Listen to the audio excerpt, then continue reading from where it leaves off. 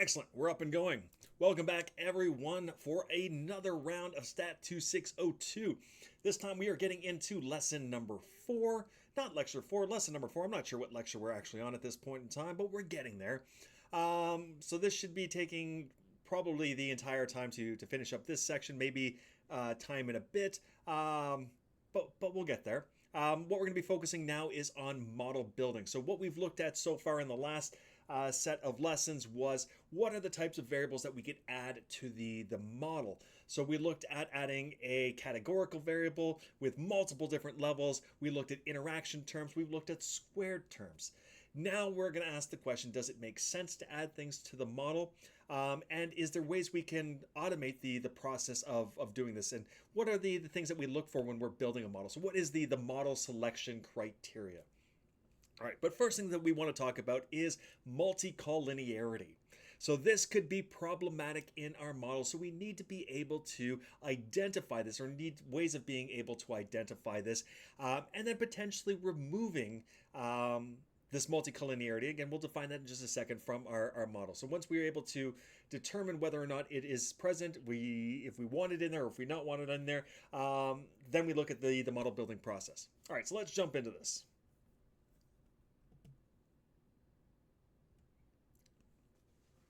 Multicollinearity.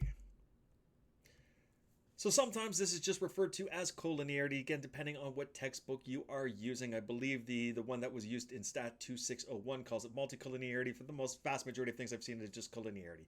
Doesn't matter, means exactly the same thing in the end. So in regression analysis, this occurs when two or more predictor variables, so these are our independent variables, so two or more, that's the key part here, that's why I have it highlighted, two or more predictor variables are highly correlated to each other, which basically means they are providing the same bits of information, maybe in slightly different ways, or might be in exactly the same way. So we have perfect collinearity, and this is, say, we have a model where we have kilometers and we have miles. And we're looking at distances to travel or something along those lines. If we have it in kilometers, we have it in miles. Well, these are exactly the same things. One is just a scalar of the other, so it is providing exactly the same bits of information. So one variable perfectly explains another variable. So this is easy, and usually not the case that we run into, because it's easy to identify when we have perfect collinearity and able to remove that. A lot of times we have not perfect collinearity, but we still have some relationship between two or more of the predictor variables. They're providing different bits of information, but there is some overlap that is happening there, and we need to be able to, again, determine when that is in fact happening. So just as an example, as I have here on the slide, suppose we are looking to predict a lawyer's salary using the variables x1, which is going to be years of experience, and x2, which is going to be age. Now, I assume that the path to become a lawyer is going to be fairly straightforward, in the sense that, you have to go to, you have to get a degree, then to law school, pass the bar, so on and so forth. I don't really know. I'm kind of making this up. I've watched Law and Order, and that's about as far as I'm going with this one. But there's a process that needs to be started early. So you would think that, in terms of age, someone's age and the years of experience that they have, there is going to be some relationship here. We're not expecting people to become a lawyer later on in life, even though that's perfectly valid, or someone switches out of the profession. Again, that doesn't really matter too much in this case, but it's more when someone's becoming a lawyer later on that might be an outlier. We have to talk about those. Should have been brought up in the first stats course, but if not, we will be talking about those in the next lesson, lesson number 5. So I'm not going to get into that just yet, but again, these are the kind of things that would affect the data to some degree. But we would expect that there's some sort of relationship in between here. So if the degree of correlation is high enough between variables, so if we were to do, say, a scatter plot, and we were to plot x1 and x2, and we try to do a line of best fit, and all of the data points were very, very, very close to that line, we would have a high positive correlation. Or if they were negative and they were all very close to that line, again, we would have a strong negative correlation between the two. This is where things become problematic. Now, again, when we're talking about this correlation between things and doing things versus a scatter plot, we're talking about just looking at two independent variables at a time. But as the definition says, it could be two or more. So there could be a collection of these variables, these independent predictors, that explain kind of what's happening with one predictor variable in itself. So we'll look at that in a slightly different way. But simple correlation between independent variables, if it's greater than 9, this is something, again, it's not an instant red flag, but it is something that we need to keep into the back of our minds going, okay, I need to be aware that this is happening. Do I want this to happen, or should I do something about this? Now, what is the problem when we have multicollinearity inside of our model? Well, 3 main problems arise from this. So the problem of multicollinearity arises when the correlation between predictor variables is high. This can cause the following problems. So difficulty interpreting the regression coefficient estimates. So when we have perfect correlation or really, really high, the methods that are used to be able to find our estimates, so if we have our model y is equal to beta naught plus beta 1x plus beta 2x squared or x2, so on and so forth, being able to find those betas become difficult or sometimes impossible to be able to do. Now, there are ways of being able to estimate these sort of things, so on and so forth from there. But again, this does become problematic when there is a very strong relationship between things. What's the second problem that comes with this? Well, if we can get the model from there, we could end up with higher p-values when testing regression coefficients due to the high standard error of the regression coefficient. So what this does, when we go to do the hypothesis test, so when testing whether or not the beta j is equal to 0, that's our null hypothesis. So should we add this, or is the true population parameter of this 0, so we shouldn't really add it to the model, versus the alternative, it's non-zero. If this inflates the standard error, what is this going to do? Well, this is going to lower our test statistic. It's going to increase the p-value. So what this means is when I go to run this hypothesis test, it's not the true value. It's overinflated based upon the standard error that we get from this inflated standard error. So larger standard error, again, smaller test statistic, larger p-value, we have a harder time rejecting the null hypothesis. So it might be true that the predictor variable is adding something to our model, but when I run the hypothesis test, when I ask the question, is beta j equal to 0, I don't have a small enough p-value or a high enough test statistic that would fall into the rejection region to reject that and accept the null hypothesis, which it is adding something to the model. Even though it is adding something to the model, it's just masked right now by this multicollinearity. This doesn't change predictive power of the model. So I did mention that in the last time. Sometimes we're just looking at, is the model good at predicting? But it would also be really nice to have an explanatory model, which means I'm trying to model some system out there. And if I do a change in one of the predictor variables, how does that affect the system? I need them to be statistically significant, and this is going to cause problems in that. Not in terms of predicting, but in terms of that, yes. The algebraic sign of some regression coefficient estimates may be counterintuitive. So because there is this relationship, and if we go back to the last example here, if x1 represents, again, the years of experience and x2 represents age, we should see that, or we would think, or we may think that both of these are going to have a positive output on the lawyer's salary. So the more years spent or the more years of experience, they would receive a higher salary. The more their age, older they are, maybe you would expect, again, a higher salary. So you would expect a B1, an estimate for this, and a B2 to both be greater than 0, greater than 0. But that may not be the case because there is this relationship between the two. So what we might see is beta 1, oops, sorry, I shouldn't say beta 1, B1, that estimate might be less than 0, and B2 be greater than 0, or vice versa. So the signs may not naturally make sense to us. But that's could happen. So we're saying that the signs of it could be counterintuitive. So that is the direction of the estimated relationship between the response and the predictor variables may be opposite or be the opposite as it is expected to be. So in terms of the last one, we'd expect them both to be positive, but it may not be the case. One may be negative, one might be positive, or again, vice versa. All right, so again, first one, the statistical software might not be able to do the calculations to get us the estimates if we have that perfect multicollinearity. If it's not perfect in there, again, we would be able to get estimates, but we run into the problems of the other two. Higher standard error, again, when we're looking at not predictive, but explanatory purposes, problematic, and the signs may not make sense. Okay, let's look at an example then. So using the data provided in SalesPref 2, XLSX, so it's an Excel file, the data contains the dependent variables sales and 8 independent variables. So we have time, we have market potential, we have advertising, market share, change, accounts, workload, ratings. So time is the number of months a rep has been employed. Market potential is the measure of the sales potential in a given market. Advertising is dollars spent on advertising. Market share is a weighted average of the company's market share.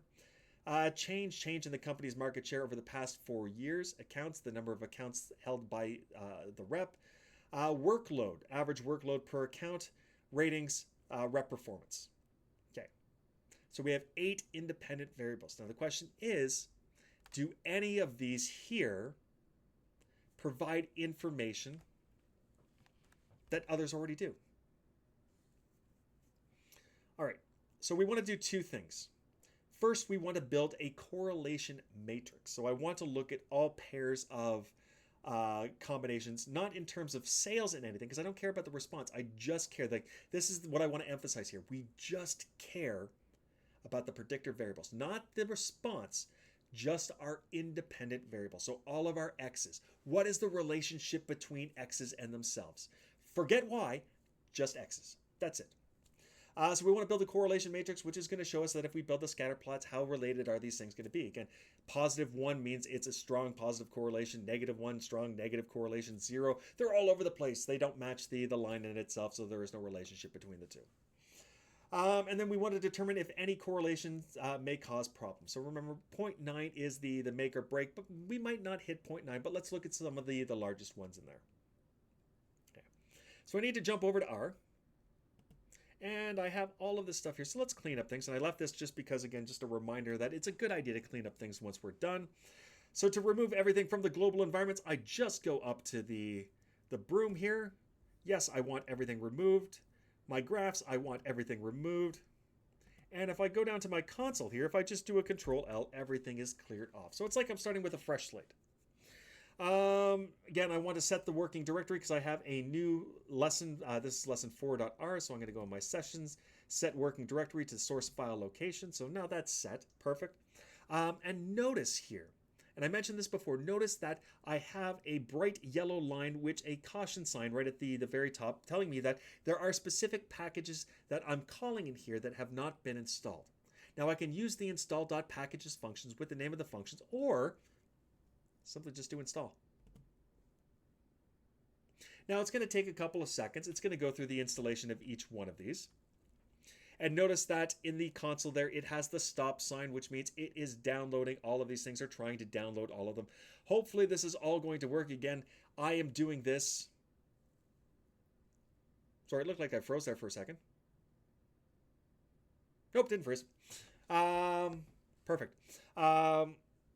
So this is a new install for me, so if this runs into any problems, it's going to be the same problems that you're running into. Hopefully we don't get into that problem. Or if we can troubleshoot it as we go. Then you see how I troubleshoot it, then you can troubleshoot it in the same way, and then we'll be good. Yay! Yay to good.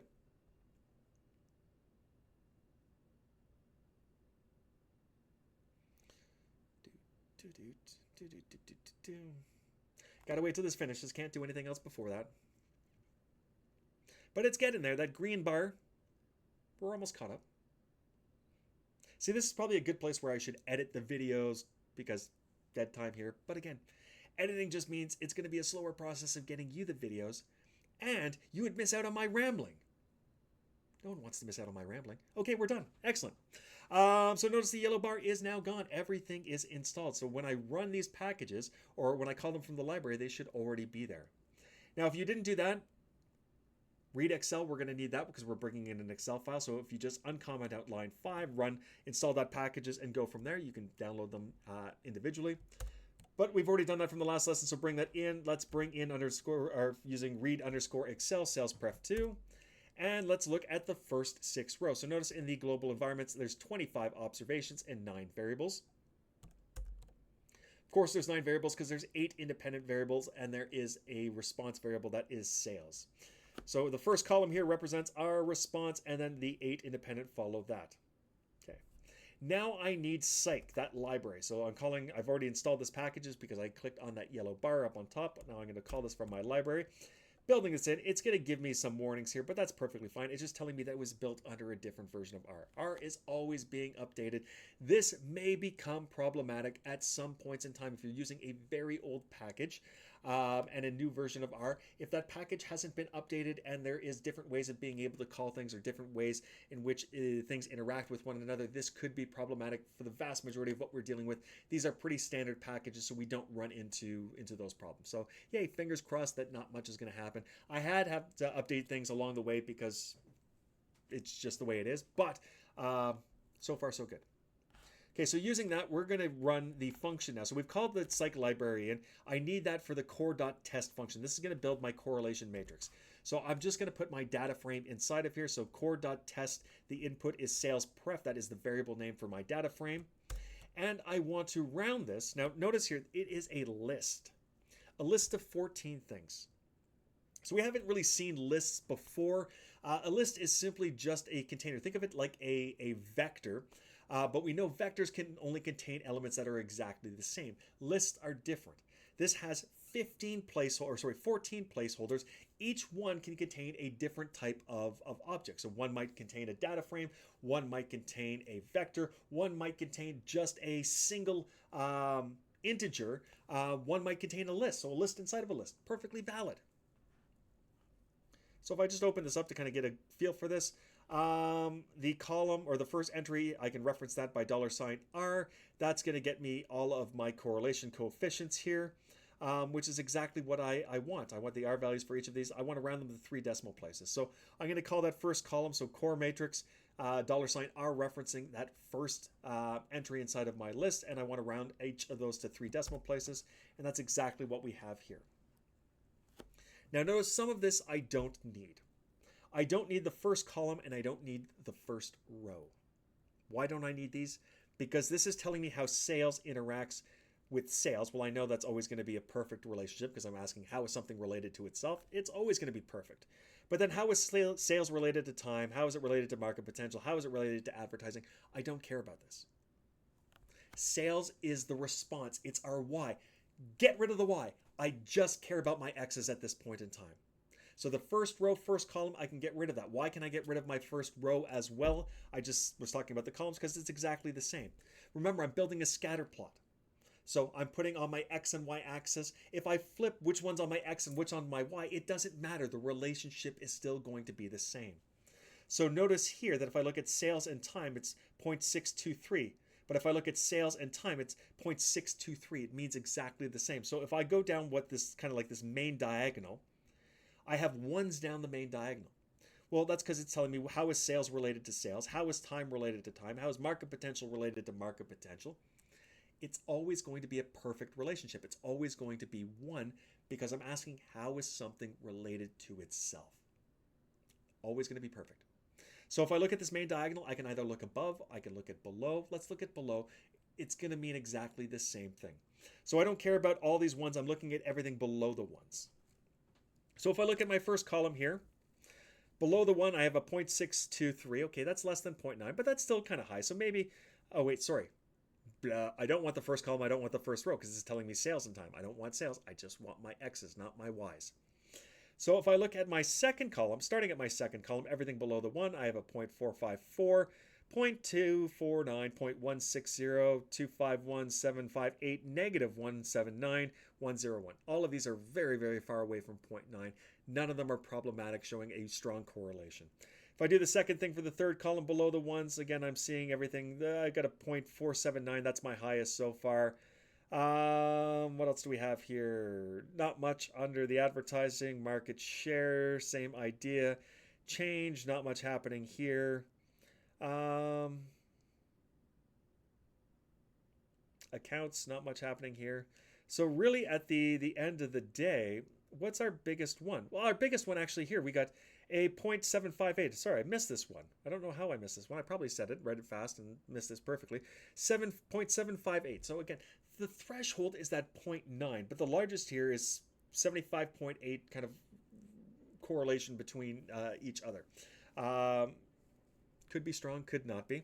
But what is this doing? This is accounts and this is time. So what is time again? The number of months a rep has been employed, and accounts is the number of counts held by that rep. Okay. Well, that would make sense that if you have someone who's been with the company for a long time, they have a lot of experience. Chances are they're going to be able to handle more accounts. And vice versa. They have more accounts. Chances are they've been with the company for a longer period of time. Maybe there is, it's not explaining exactly the same thing, but it looks like there is some relationship that's happening, that I am getting information of how this affects or how this may affect the response based upon the fact that these two things are related to one another. Now, it's not a 0.9, so it's not in the sort of danger zone, but it's something to keep an eye on. Okay. But what else do we need to check here? I need to check, are these values statistically significant? And what do I mean by that? Well, all of these were generated based upon the 25 observations that we have. So does it look like we have a relationship between the things because it was just the sample that we have? So we also need to consider whether the correlation is statistically significant before we go any further. Because with small sample sizes, there is a small chance that the data points will fall in such a way that it appears that a correlation exists even when it doesn't. So we need to look at the p-values for each one of these, and we have that in the same thing. I look at that core matrix. This time I'm going to look at the entry p, and I want to round these to 3 decimal places. So really the biggest one that stood out was time and accounts. So when I look at time and accounts again, whoops, I don't know what I did there. Back to the top. When I look at time and accounts again, I have a p-value of almost 0. Now it's rounded to 3 decimal places, so there's probably something there, but it's rounded to 0 at this point in time. So what does that mean? Well, if I have an alpha of 0.05, and what I'm testing here is the correlation coefficient 0 or is it non-zero? So is there a relationship between the two that is happening? So if my p-value is less than my alpha is always going to be 0.05 if I haven't stated that it's going to be. By default, we always go with that 95%, so alpha being 0.05. I have a p-value that's 0, that is less than the alpha. So if p is less than alpha, perfect. We can reject the null hypothesis, accept the alternative, that the correlation coefficient is not 0. It's not telling me what it is, but gives me more chances to trust it's that there is some relationship that's happening there. I would need to do a confidence interval to find, well, where does the true value actually lie? But again, I'm just looking at, is there a relationship between the two right now? Not how strong of a relationship, but is there a relationship? And it does kind of look like there is. Okay. Let's go back to my slides. Here we go. Okay, so the problem with doing this, as I've already stated, is the fact that we are just looking at pairs. So I'm looking at time market potential, time advertising expenditure. But what happens if there was a collection of these that explain the one? As per the definition of this, it's 2 or more. Here we can only look at how 2 interact with one another. So we need a way of being able to say, do others interact? Are there groupings that interact? So how do we do that?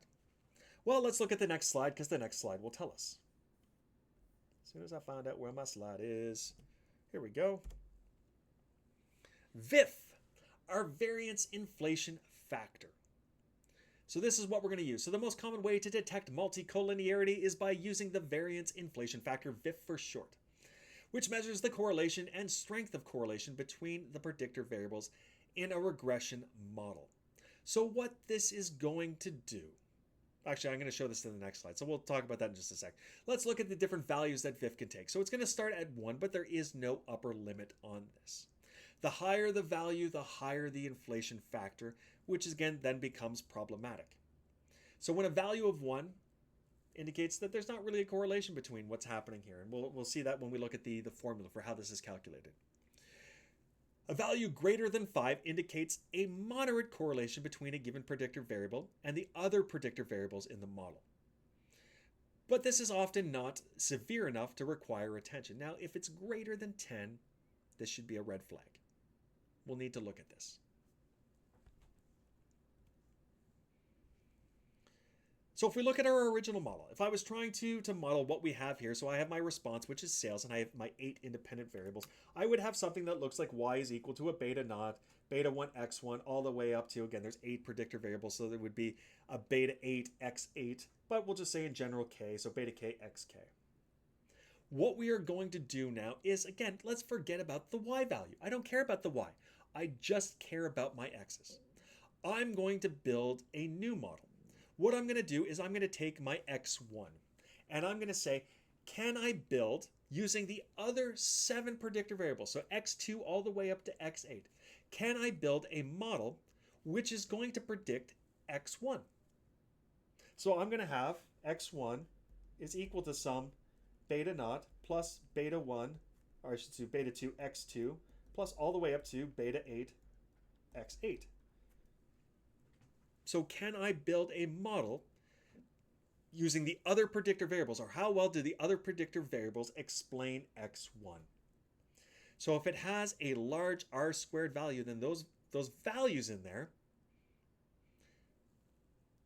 explain the variation that's happening in x1.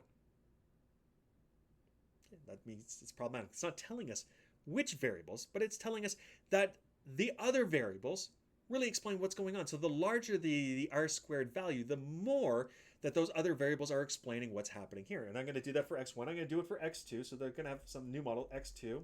Some new beta naught, we'll call this beta naught star, plus beta 1 x1, plus beta 3 x3. So I'm skipping over x2, plus all the way up to beta 8 x8. And again, these should all be stars because these are different betas than what we have beforehand. There we go. But again, I'm building now a model that says, let's look at x2. Can x2 be explained by the other 7 predictor variables? And if it can, it's going to have a large r squared value. So I'm going to have a different VIF value for each one of my x's, for each predictor variable. So for my first predictor variable, or my ith predictor variable, I'm going to calculate VIF in the following way. I'm going to take 1 over 1 minus the r squared of that model. So I'm going to build my first model here, and it's going to get me some r squared value, r squared 1. So my VIF1 is equal to 1 over 1 minus r1 squared. Okay. So here's the thing. If there is a large relationship between the predictor variables between one of the predictor variables and the remaining, I'm going to see a large r squared value. Now remember, r squared is going to go up to 1 at the most. It's not going to be perfect, because that would be perfect multicollinearity. But I might get up to like 99% or something along those lines. And if I get up to that 0.99, this value is going to be incredibly small. It's going to be really close to 0. And if that value is really, really small, the variance inflation factor is going to be really, really large. 1 over an incredibly small number is going to be a large value. Now, on the other hand, and that's why we say the larger the stronger the relationship between the other predictor variables and a single predictor variable is going to get us a large VIF. Now, on the other hand, if I take x1 and I say, can x1 be explained by x2, x3, all the way up to x8? And the answer to is no. There is no relationship between that. I'm going to have a very small r squared value. There might still be something there, but I'm going to have a small r squared value, which means this denominator is going to be close to 1. And if it's close to 1, 1 over 1 is going to get me 1. So it's going to get me something small. And the smallest this can possibly be, well, the r squared could be 0, and that's it. If there is absolutely no relationship, which is not going to happen, but if there's absolutely no relationship between the two, that r squared is 0, and I'm going to get 1 over 1, which is just 1. That's why that is our starting point. Okay. So what do I want to do here? what I want to do is let's look at this. Let's build the variance inflation factor for each one of these. And then how would we classify the multicollinearity? Remember, if it's 1, there's nothing really happening there. If it's 5 to 10, okay, let's pay attention to what's happening. If it's 10 or above, okay, now we need to pay attention. So we need to go over to R to be able to do this. There we go.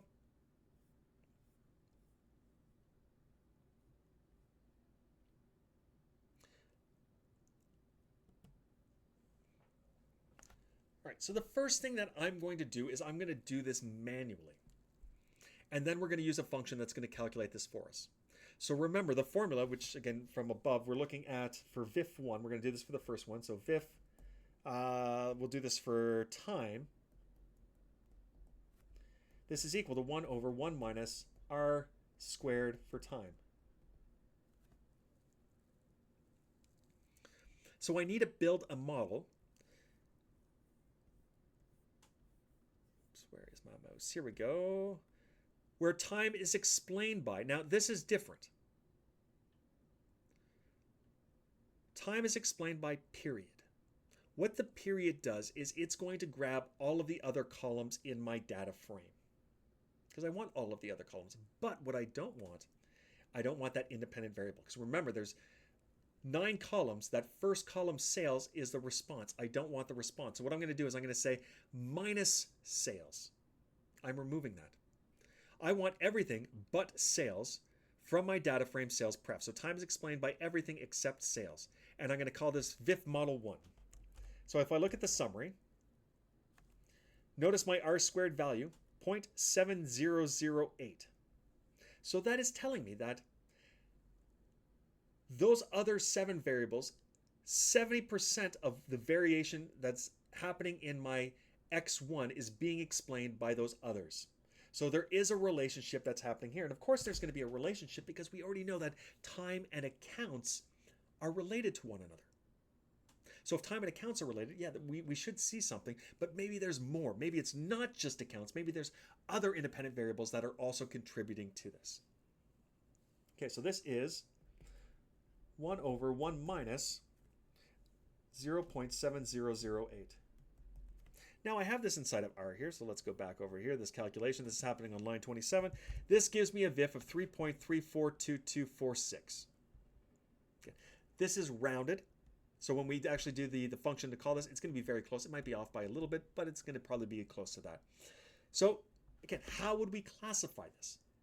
Well, 1 means nothing's happening. In between 1 and 5, 5 to 10, okay, we need to keep an eye on this. But between 1 and 5, we're pretty safe that not much is happening here. There is something, but nothing that's really going to cause any kind of concern. So 3.342246, that's fine. No issues there. Okay. I don't want to do these all by hand. If I have a lot of independent variables, we need a function to be able to do that for this. So let's go to line 31. I want to create a model. I'm going to call this model 1. This is going to be the full model. So it's going to include the response. So I'm saying sales is explained by everything. So I am including the Y here. I didn't beforehand, but I am including the Y in building this. So my model is Y is equal to some beta naught plus beta 1 x1 all the way up to beta 8 x8 because all 8 predictor variables are here. Okay. So I built model 1. Now I need to load the library car because car is going to use the VIF function. Again, I get a warning, that's perfectly fine. So if I use the VIF function, I put model 1, so I'm putting in the complete model because it needs to know which one is going to be the response, but it will iterate through that. It will create all of the remaining 8 models that I need and determine what the variance inflation factor is for each one of those, the VIF for each one is. There we go. So again, for the first one, we have 3.342619. Again, it's going to be very, very close to that. There is going to be some rounding that we had when we had the original summary. Perfectly fine. So this is a more accurate number. But again, it's 3.34 and change. Not an issue. Market potential. How well is market potential explained by everything else? 1.977. No issue. How is advertising explained by everything else? 1.910. Again, non-issue. Market share, 3.23. Change, 1.6. Accounts, 5.639. Becoming a little bit problematic.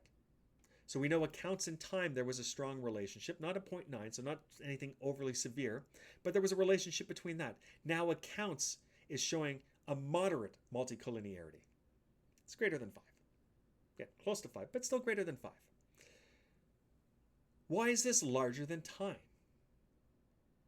Well, accounts helps predict time, but maybe it's the only thing that's predicting time. Where on the other hand, time predicts accounts, but maybe there's other things inside of here that also predict accounts. So it's not a one-way or a multi-way sort of thing. This is a one-way sort of approach. So we need to keep that into consideration here. So if I were to think of removing anything, maybe I'd think of removing accounts from here. And why would I think of removing accounts? Well, because again, a high VIF means other predictor variables are helping to explain what's happening here. So accounts is explained by other things. Maybe I don't need accounts in terms of my model. Okay. Workload rating, again, these are 1 and change. Perfectly fine.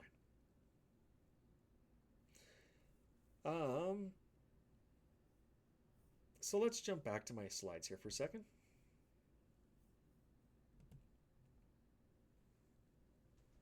All right, so the question becomes, what do we do when we have this? So we've noticed that there is potential multicollinearity between, or specifically dealing with accounts. That one becomes problematic, and it affects time. But really, the accounts is the big one here. So we have 2 possible remedies. First one, do nothing. So if the model is used for prediction only, and I've mentioned this already, if it's used for prediction only, if the correlated values are not of particular interest into the response variable, or if the correlation is not extreme, then it may be safe to just leave them in. Okay, so what does that mean for us? Again, if we're not using this as an explanatory model, because remember, if there is this multicollinearity, it's going to inflate the standard error, which is going to reduce our test statistic, which is going to increase our p-value.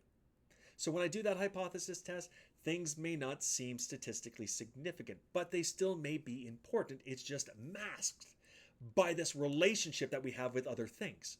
So if removing them, I'm potentially removing important bits of information that's going to help me predict things. So if I'm using the model for prediction purposes only, we'll just leave them in. Not the end of the world. But if there is an issue, maybe let's try removing one of them. If I really, really want that explanatory power, that's not right, explanatory power, might hurt predictions, might not, but again, let's give it a try. Let's come up with some multiple models and see what's happening and then decide in the end of this. So option 2 is remove one of the correlated values. So, we looked at time and accounts. Maybe I want to remove one of them. I don't know which one. But if I looked at the various inflation factor, well, accounts was the highest one, so that may be the one I want to kick out. Okay. So this is to be done when we are sure variables are providing the same information, or close enough to the same bits of information. Otherwise, the problem that we have here is we risk adding omitted variable bias to our model. So if I remove something from the model and that variable is adding something that is important to us, that becomes problematic. And we'll notice that when we start looking at the residuals afterwards. So if I look at what are the predicted values, what are the true values, the difference between that, the error, those are our residuals. And if there's patterns that are happening inside of there, well, maybe I did miss something in there. Maybe if there's a quadratic aspect to it, maybe I needed a quadratic term in there. So things to look at when we're dealing with that. And that's going to happen not in this lesson, but in the next lesson. So option A, safest, do nothing. Option 2, we need to be sure that we can remove these things. And it's not always going to be clear that we can. So for exercise 3, if we were to remove accounts from the model, what would this change? And part B, if we were to then remove other variables, how does this change our p-values? Okay, so let's go back to R for a second.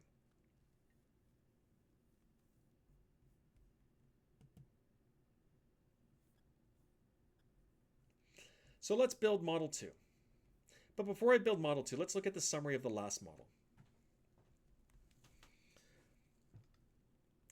This is the one where we knew multicollinearity was here. It was because accounts and time, but accounts was the big one.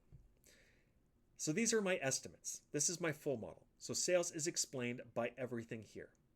Market potential, or sorry, this is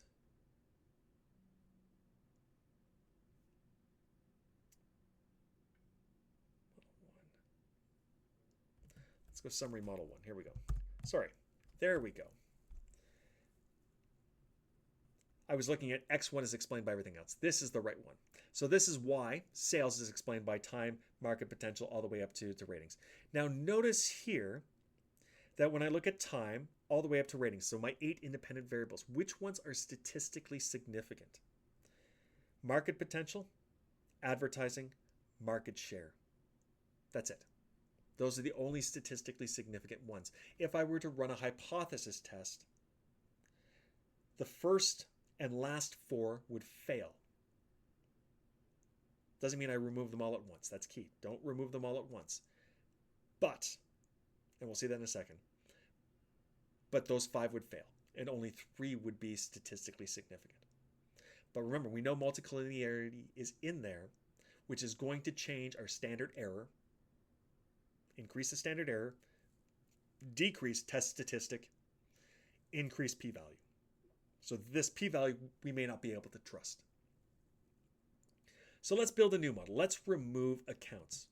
So I'm going to say model 2 is sales is explained by period everything minus accounts. Let's look at VIF of model 2. Okay. Time has dropped. So time was 3 and change. It's now dropped to a 1.44 and change. Okay. So very little to no multicollinearity is happening there. So most of what was being explained by time came from accounts. Now, the other variables still explain a little bit, and there's always going to be a little bit that's inside of there, but really, it's almost nothing. And notice the rest of them are all 1 and change. So really, that accounts did affect something. But let's look at the summary now. The summary of this model. Well, now time, market potential, advertising, market share, these are all statistically significant. Change, workloads, and ratings. So the last 3, well, those still aren't statistically significant. So I may want to start removing some of them. Okay, so the exercise 3, if we were to remove accounts, what would this change? So for 1, let's do this up here. So for part A,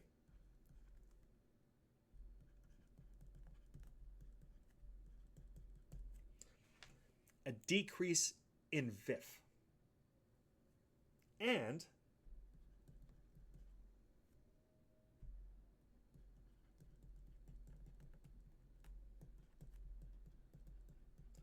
better p-values.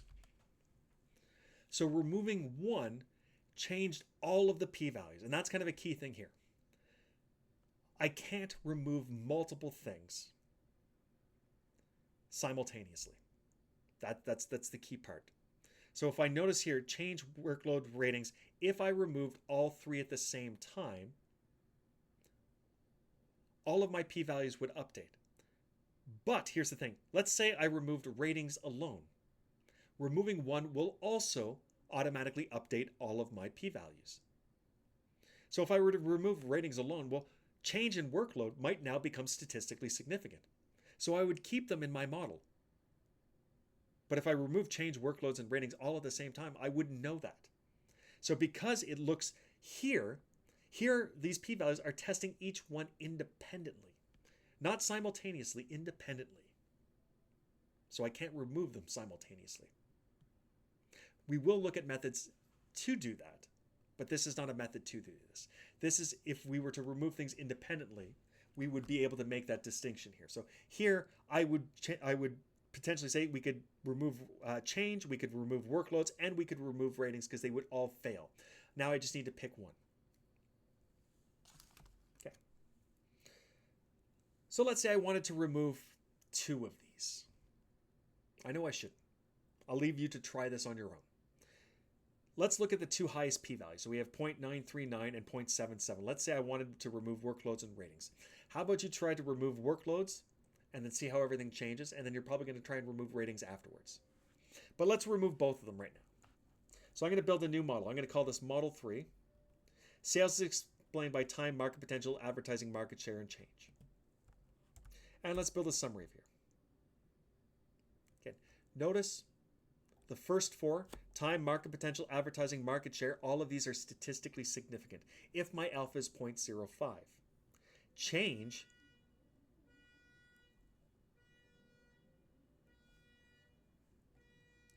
car alarm.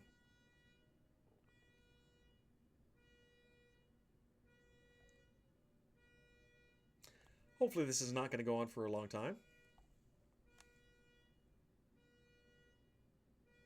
All right, that's already getting annoying. 2 seconds.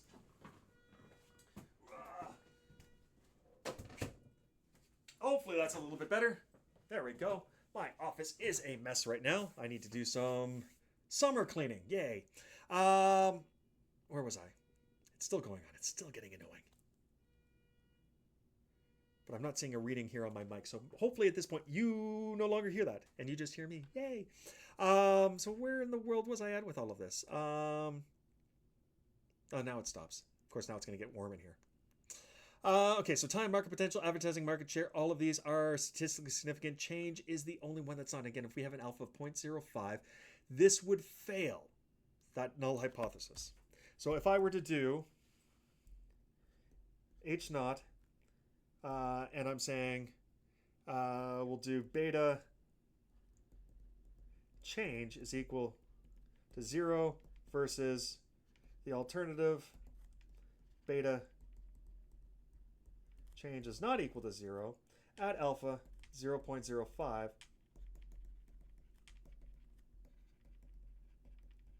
we would fail to reject. And why would we fail to reject? Because again, this is 0.053. So it's very, very close. Maybe I want to include it. Maybe I don't want to include it. But there's other things to take into account. How does the adjusted R squared factor into this? And is alpha of 0.05 reasonable? Maybe that is too high. Maybe I only need an alpha of, or statistical significance of 90%. So maybe I only need an alpha of 0.1. Okay. Depends on what I'm trying to model. But since it didn't specify, we have to go with alpha of 0.05. So this one would fail, but I may want to keep it into the model. For now, I'm going to keep it in the model. Okay. Change up my screen here.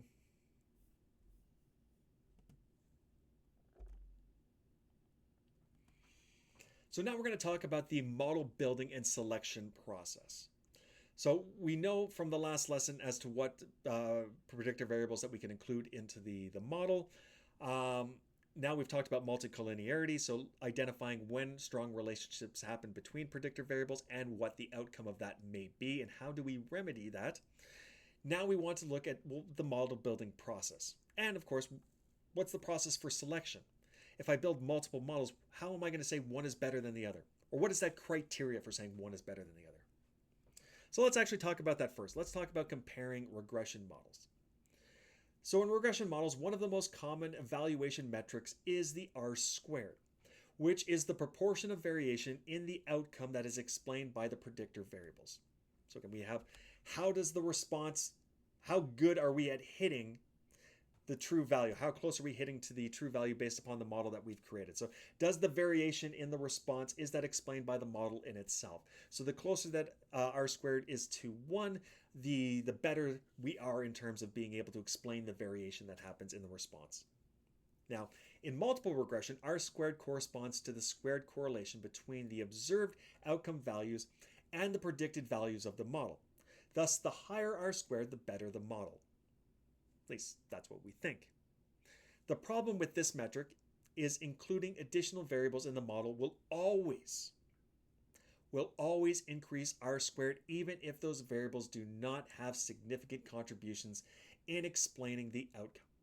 So anytime I need to add something in, I'm going to see a potential boost in my R squared. But is that boost coming just because I added something in, Or is because what I added in statistically significant? Is it giving me enough of an increase that isn't just happening because I added that in there? So what we need is we need a more robust metric to guide the model choice.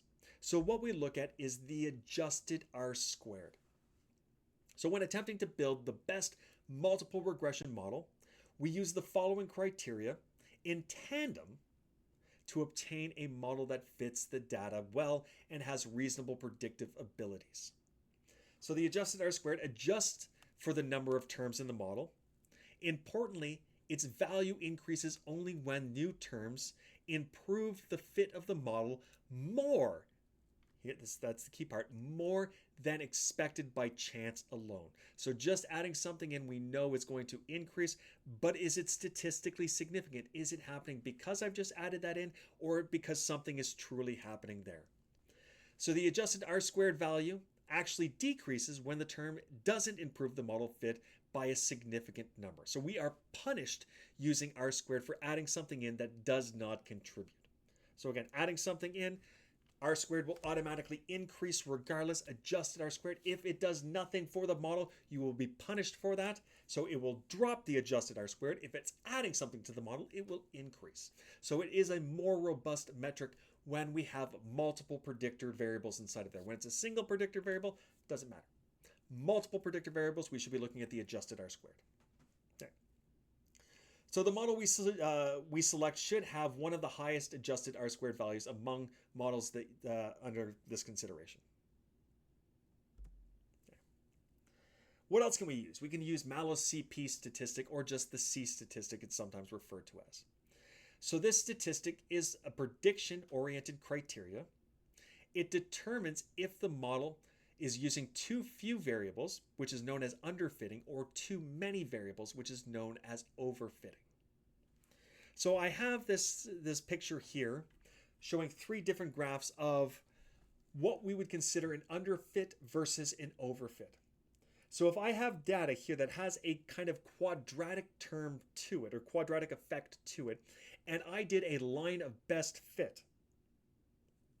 So this would be my y is equal to some beta naught plus beta 1 x. So if I built a line of best fit, well, this is going to capture the data-ish for the first little bit, but it doesn't really capture the bend that we have happening here.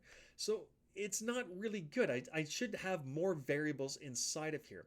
So if I'm looking at predictive power on this, so if I'm trying to hit and get a good outcome of this, this is telling me that I have too few variables inside of here.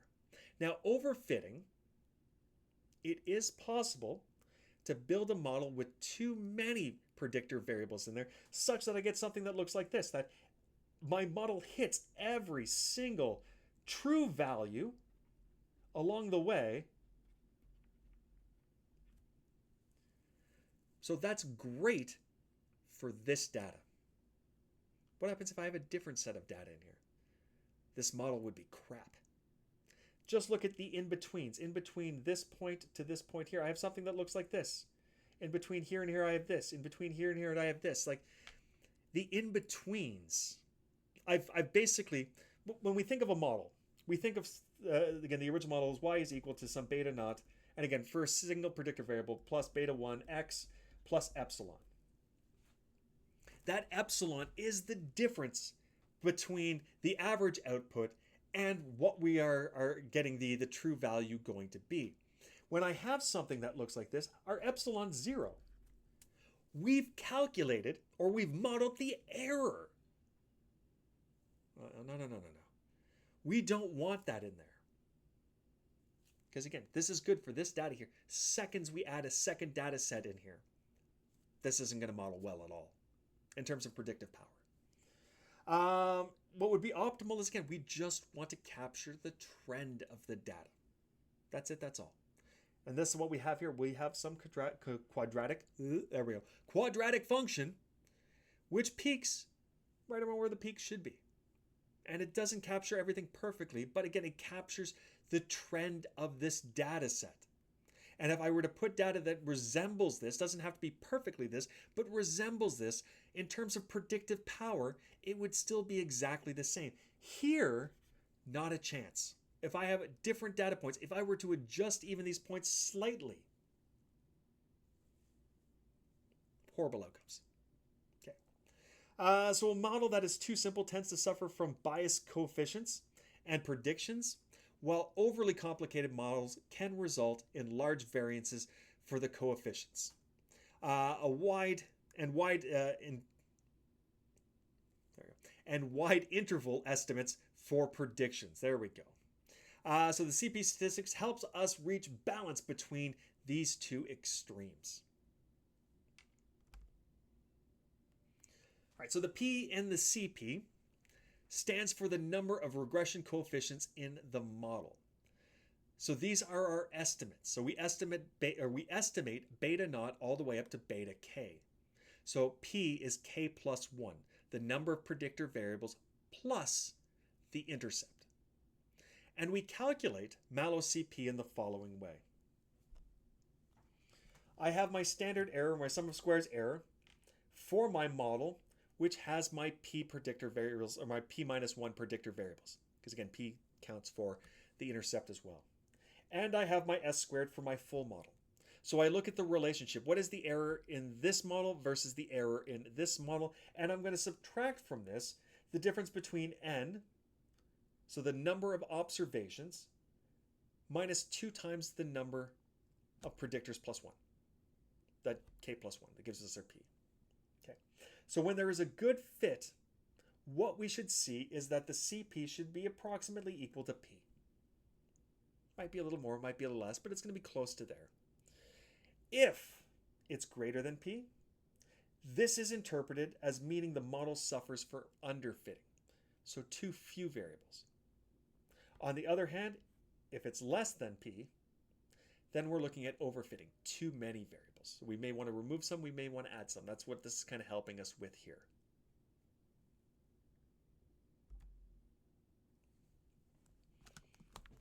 Okay. One last thing now. What we're going to talk about is cross-validation. So cross-validation is a model evaluation technique. Okay, so this is different than what we've done beforehand. Now this is used to assess how well a statistical or machine learning model generates to unseen data. So this helps prevent overfitting and provides a more reliable estimate of model performance. Okay, so there's a couple of different ways of being able to do this. What we are going to use here is what's known as the k-fold cross-validation, and it's the most common method. Okay, so what are we going to do? I'm going to take my data set, and I'm going to break this data set, say, suppose this was my data set here, into k subgroups. So I'm going to have subgroup here, subgroup here, subgroup here, subgroup here, subgroup here, and let's say there's a total of k of these. So k equal parts. Then what I'm going to do is I'm going to build a model, and this is what we typically refer to as training a model. I'm going to remove this first data set here. So now I have k minus 1. I'm going to combine these k minus 1 partitions and say this is my new data set. So I've removed k elements. I have now, sorry, not k elements because they're not of size k, but whatever this one part is, I've removed that one part. So I have k minus 1 other parts. I'm combining this all together now. So I'm going to build a model based upon this data here. So this one, this one, this one, this one, and this one. So I'm going to have a specific model. Now this model that I've just built, these estimates that I've just built, have never seen what's happening in that very first block. So what am I going to do? I'm now going to test. I'm going to say, I have all of my x values. I also have all of my y values. So I have what x is and the true response is going to be. So I'm going to use this model. I'm going to put in this first block, I'm going to put all of my x's in and find out what is my predictive y. Then I can look at the predictive y versus the true y and find out, well, what is the error? And now I can calculate the average error I can calculate the RMSE, which is typically what we do. So that is the root mean squared error. So if I look at my predicted, so y minus y, the true, so we'll do t is true, p is predicted. So if I look at the difference between these two, I'm going to square this, and then I'm going to add all of them up. So everything in that first partition, I'm going to get a true value and I'm going to get a predicted value. I'm going to find out what is the difference between the two, square them, add them all up, take the average of all of that. So I'm going to have the average mean squared error, or so the mean squared error. So that's my average, the average squared error. And then I'm going to take the square root of that because again, I want to undo the square that I have here. So root mean squared error.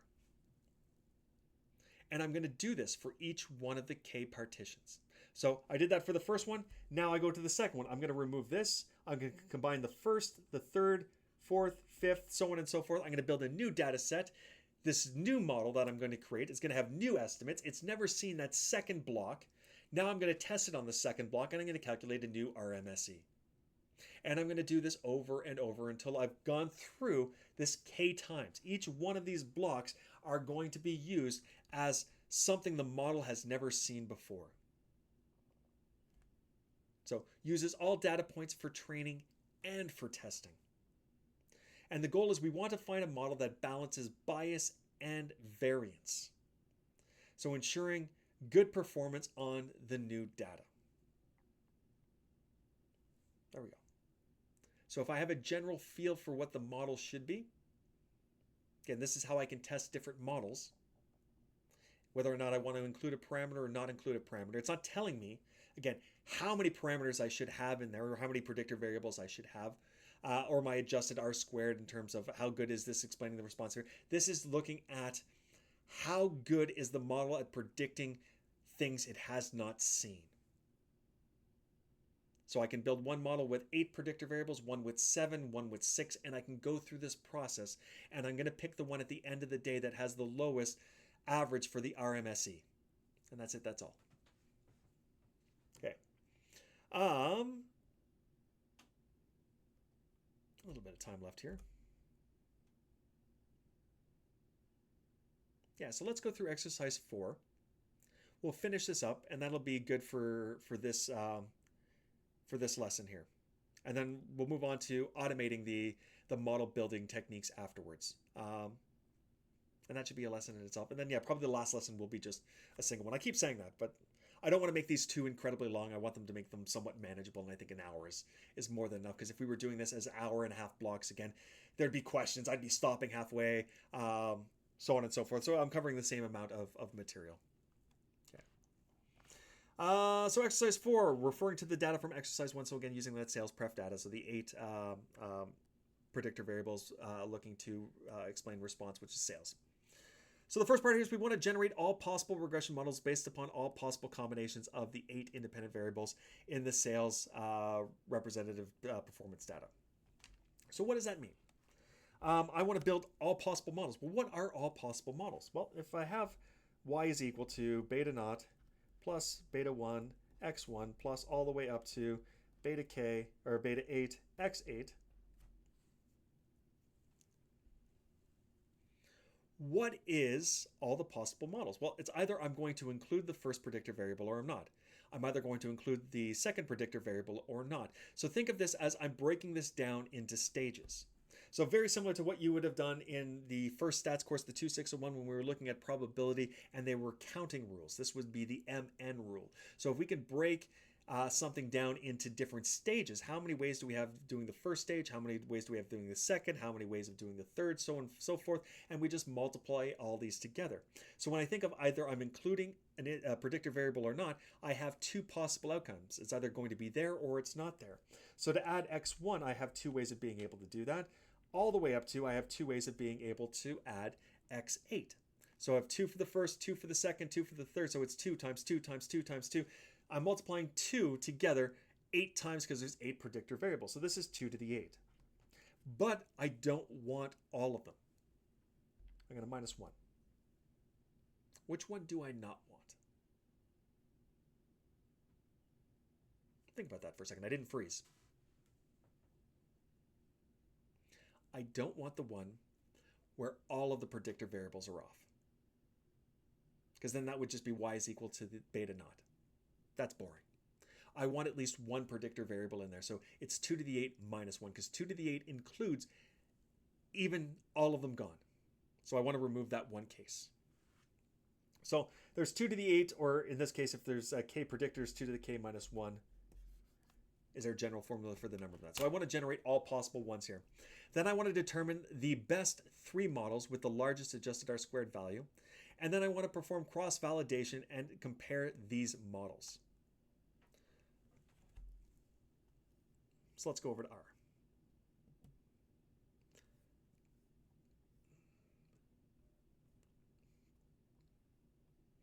All right, so I need the package OLS, so ordinary least squares, RR.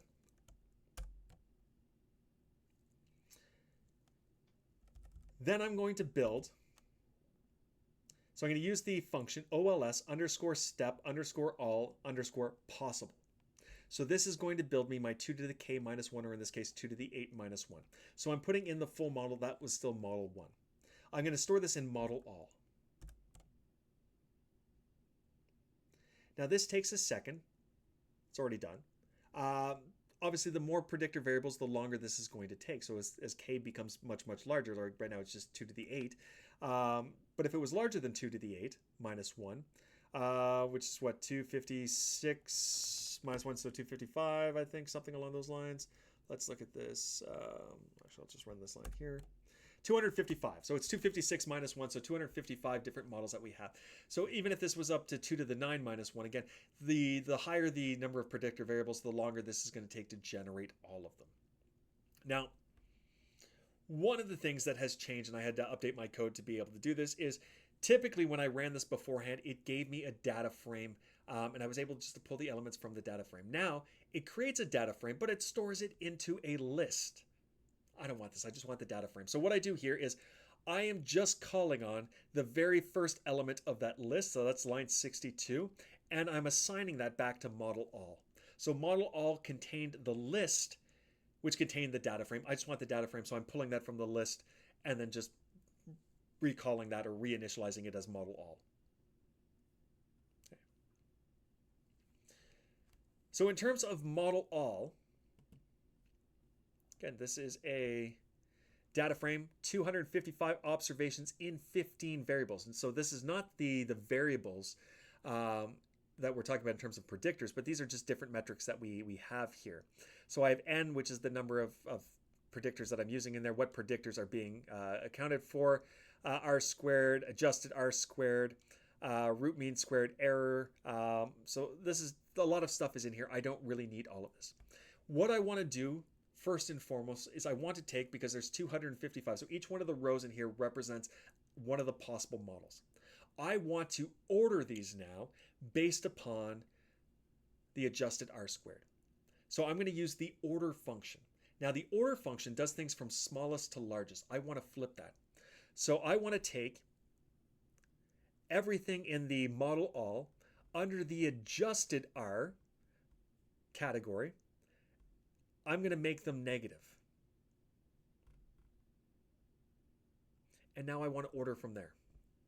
So it's not actually changing the value, it's just going to change the order. So it's flipping which order that I put it. So it's not going to go from smallest to largest, it's going to go from largest to smallest.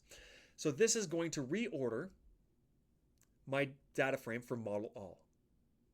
And then from here, so this is this first part. This is all this is going to do is simply just reorder all of the columns and all of the rows such that the adjusted R squared is going to come first, the largest first. So I want to grab the first 3 rows after I do this adjustment. And I'm going to store this in top 3. So I'm going to build a new data frame that only has 3 rows, but these 3 rows will have the largest adjusted R squared. If I print that to console, a lot of information here, most of it which I don't need. It tells me which predictor variables are being used. So the first model that has the largest adjusted R squared is time, market potential, advertising, market share, change, accounts. Okay. That wasn't the model we came up with because accounts wasn't part of that. We removed that. But it has an adjusted R squared of 89.37 or 38%. So there is 6 predictor variables in there. That's my n. Now, my next closest model has 5 predictor variables. That's time, market potential, advertising, market share, change. This is the model that we did come up with. And what's its adjusted R squared? 0.8926429. Very, very, very close to the last one.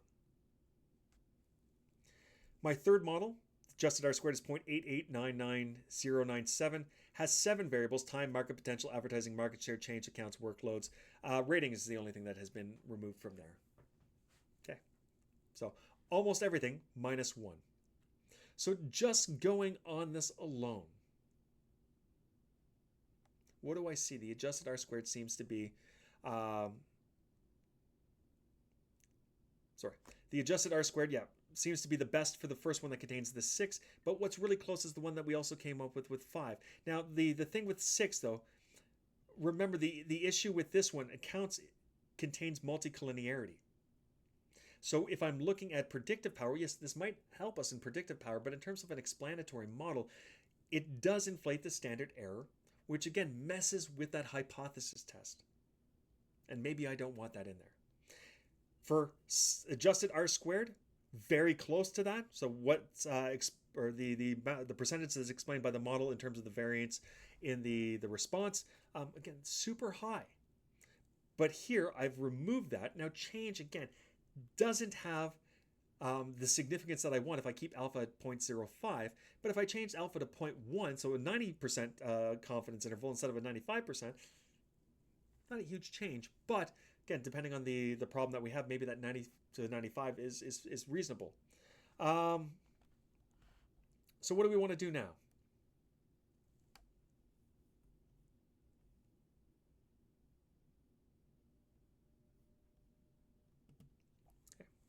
Now what we do, because it says determine the 3 best models. Okay, so we generated all possible models.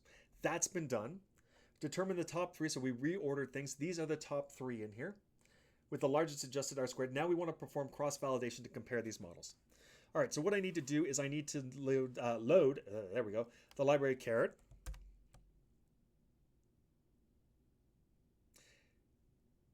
All right, so does require other packages in there. Okay, so I already have those other packages, so it's just loading them perfectly fine in there. Sometimes we're going to see that there is packages that require packages previous that weren't already installed there. When we get to this process here, it's going to notice that. Now I'm going to set seed to 1, 2, 3. Okay, what is setting seed to? Well, here's the thing. What we are going to be doing is we are going to be partitioning off our data set into k equal parts. Now this is going to be done randomly. I want you to have the same numbers that I have. In order to do something controlled randomized, more or less, so that you have the same outcome that I have, so the reproducibility is what we want, I have to set the seed here. If I don't do this, the data that I have will be slightly different than the data that you in fact have. But I want you to be able to get the same answers that I have. So when we're doing something that's random, generating random numbers, anything along those lines, if we want exactly the same outcome for reproducibility, we need to set the seed. So that is the starting point for where the algorithm begins. So I'm setting the seed, so seed set.seed to 1, 2, 3. All right, so now we want to define the training control with tenfold cross-validation. So what does this mean? I'm just saying I want to break my data set into 10 equal parts. And I'm using cross-validation as the method I'm going to be doing this. So I'm setting my train control for this. Now I have to build my 3 models. So when I did the model all, it was just telling me which parameters that I want to include with that. Now I actually have to build the models with those in there. So that's what I have here. So I have model 1, 2, and 3, which represents the first, the second, and the third top adjusted R squared model. So I'm going to call it model 1, model 2, model 3. Now I could print my model 1. Oh, sorry. I'm not creating. I'm training. There we go. I'm storing in model 1. I'm training this new model. So I'm putting in a formula. I'm saying sales is explained by time, market potential, advertising, market share, change, accounts, the data that where I'm using it from, the method LM, and the control, so knowing that I'm splitting the data into the 10 equal parts, so on and so forth. So using the train function, I didn't see that there. I thought this was LM for a second. No. I'm using the train function. And the train function is going to use the train control that we just set up as to exactly what I want for the cross validation. I want the 10 or break it down into 10 equal parts. I'm going to train the data on the first, second, and third, again, based upon the adjusted R-squared. So if I print the first, so this is using 6 predictor variables based upon the 25 samples. I get a root mean squared error of 541. Now, that doesn't help us alone, but if I have something to compare that to, and again, the lower RMSE is what I want. So if I go to Model 2, now I have a root mean squared error of 452. So that's less. That's better in terms of using it in that sort of way. So this is telling me that I get a better predictive model on untrained data using the 5 predictor variables than I did with the 6. So the model that we originally created when we removed accounts and then we removed the other 3 from there, the other 2 from there to leave us with 5 predictor variables. This so far is getting us the best. Now what about 475? So this is using 7 predictor variables. Definitely multicollinearity in here. But what was the other one? 452, 475. So this is telling us, even though the second model doesn't have the largest adjusted R-squared, it's very, very close to having the largest, only off by very small amounts of decimal places here. So it's very close in terms of explaining the variability in that. This is telling us that if it trained this model on data that it doesn't see before, it's going to have a better outcome than the other 2. So in terms of criteria, not only did the model we chose remove the multicollinearity, almost on all cases have estimates that were statistically significant except for that change, but it is giving us, in terms of cross-validation, the best overall. Now, if I was also using the Mallows CP, if I go back up here just for a second,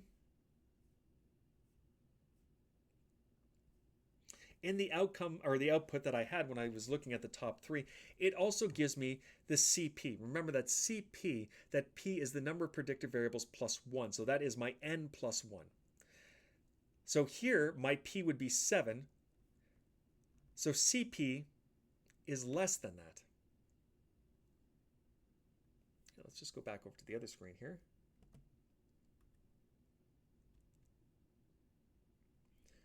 So CP is less than P. This is indicating overfitting.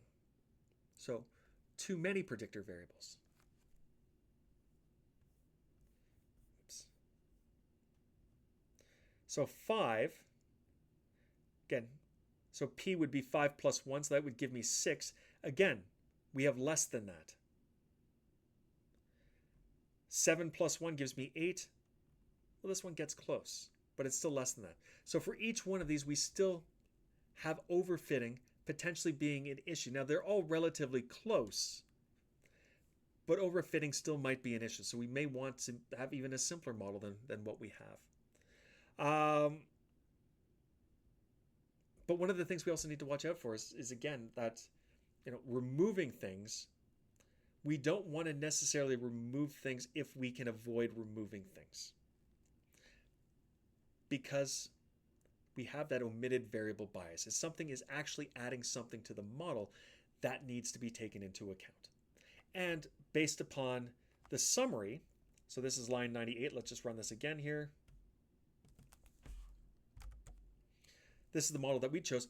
The first 4, so time, market potential, advertising, market share, all of these are statistically significant. So I want to include them into my model. I don't want to remove them. Change, we may want to remove that one. But including change got us a better adjusted R-squared. All right, so that's some different criteria of things that we looked at. Again, there's no set in stone way of being able to do this. We take a lot of things into consideration when building the models, have multiple models in there. And at the end, really, what are we expecting to get out of here? Is it predictive power in itself? Is it an explanatory model? So something that, again, we could really, like when defining the system that we have, really explain how each predictor variable affects the system in itself. Removing multicollinearity, all of that sort of fun stuff. So there's a lot that kind of goes into this process. It's an art form in itself. But that's it. That's all for today. That puts us a little bit longer than normal. Again, thank you for sticking around. We'll finish up this last little bit here when we do the automation of the model building. Hopefully that won't take a full hour, but if it does, it does. If it doesn't, it doesn't. Awesome. So we'll see you back here the next time for the end of lesson 4. Yay, we're getting there. Slowly but surely. Take care.